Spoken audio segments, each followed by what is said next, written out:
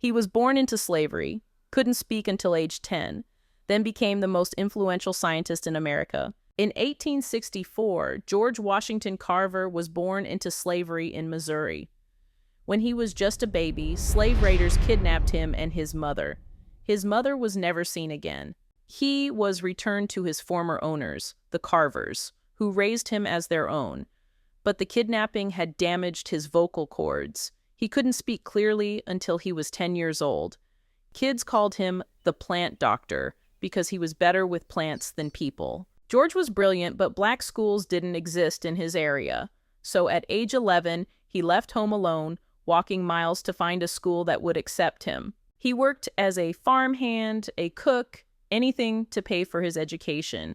He'd sleep in barns, under bridges, wherever he could.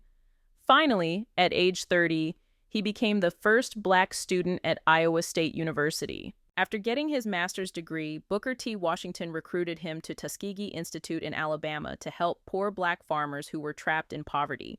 The problem? Southern soil was destroyed. Farmers only grew cotton, which drained the soil of nutrients. They were starving. George had an idea: crop rotation.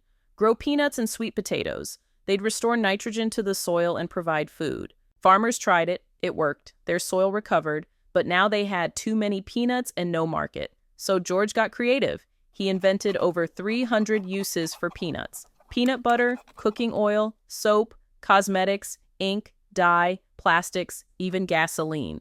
He did the same with sweet potatoes, 118 products.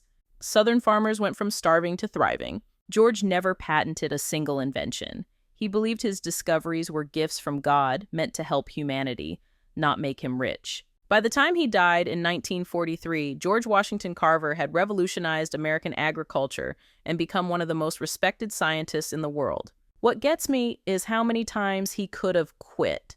Born into slavery, kidnapped, couldn't speak, rejected by schools, had to work brutal jobs just to learn, but he kept going because he believed he had something to contribute.